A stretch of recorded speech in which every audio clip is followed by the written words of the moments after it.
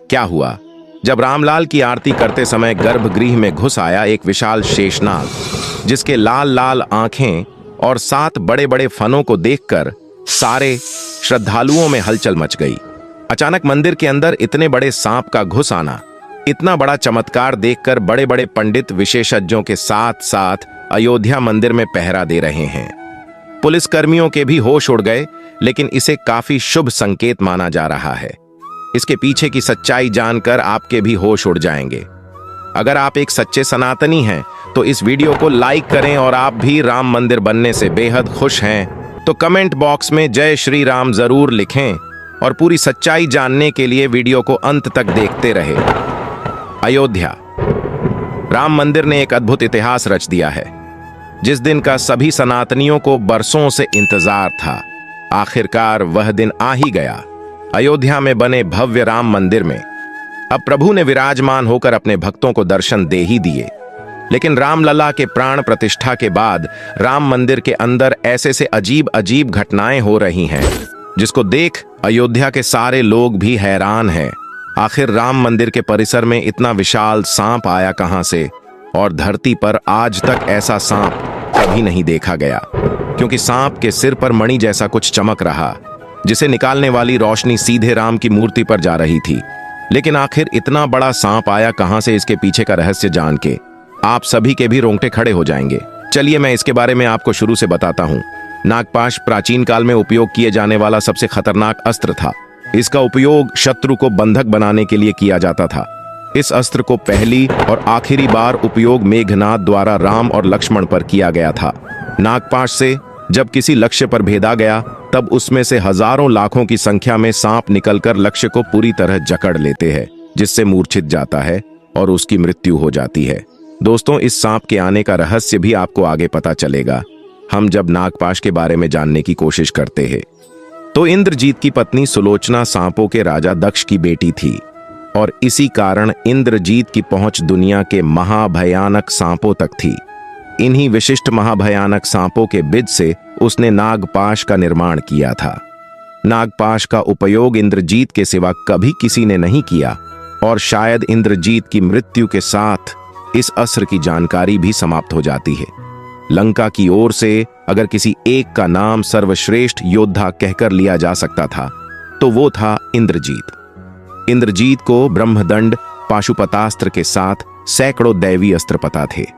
युद्धभूमि पर वो अपने पिता रावण से कई गुना ज्यादा खतरनाक था। रामायण युद्ध में जब इंद्रजीत युद्धभूमि पर आता है, तो वो हजारों वानरों का संहार करने लगता है। तब प्रभु राम और लक्ष्मण उसके सामने युद्ध करने हेतु दोनों ओर से घमासान युद्ध शुरू होता है। इंद्रजीत के हर बाण का जवाब प्रभु राम और लक्ष्मण के पास होता है, तो प्रभु राम और लक्ष्मण के हर बाण का तोड़ इंद्रजीत के पास। शायद इंद्रजीत उस दिन अपने पराक्रम के चरम पर था। दोनों महाप्रतापी योद्धा प्रभु राम और लक्ष्मण मिलकर भी उसको हरा नहीं पा रहे होते। हर अस्त्र का जवाब किसी दूसरे अस्त्र से दिया जा रहा था। कोई भी हारने को या पीछे हटने को तैयार नहीं था। तब उस हालत में इंद्रजीत नागपाश का उपयोग करता है। ऊपर से साधारण दिखने वाले इस बाण को प्रभु राम भांप नहीं पाते, और मेघनाद का ये अस्त्र प्रभु राम और लक्ष्मण को जकड़ लेता है। जब कोई भी इस अस्त्र का तोड़ नहीं निकाल पाता, तब भगवान श्री राम की मुक्ति के लिए खुद भगवान गरुड़ को अपने परिजनों को भेजना पड़ा था। इंद्रजीत यह जान चुका था कि वह जिसे लड़ाई कर रहा है वह साक्षात भगवान विष्णु है। उसने अपने पिताजी रावण को समझाने की काफी कोशिश की, लेकिन रावण ने उसकी एक बात भी नहीं सुनी, और वह अपने पिता की आज्ञा का पालन करते हुए स्वर्ग सिद्धार गया। लेकिन इस विशाल सांप के आने का असली वजह आपको आगे पता चलेगा। दरअसल चारों भाइयों के साथ रामलल्ला की छोटी प्रतिमा और 5 फुट की बालक स्वरूप रामलल्ला की बड़ी प्रतिमा गर्भगृह में स्थापित की गई। सबसे पहले तो प्राण प्रतिष्ठा में जितने भी हमारे यहाँ देवता हैं, नवग्रह हैं और जितनी राशियां हैं, सभी को शांति करने के लिए पूजा अर्चना हुई। ये सब करने के बाद में मूर्ति के शुद्धिकरण किया और मंत्र जाप शुरू किया गया। ये मंत्र काफी वैदिक होते हैं। इन मंत्रों में ऐसी शक्ति होती है कि यह किसी भी मूर्ति के अंदर प्राण डाल सकते हैं।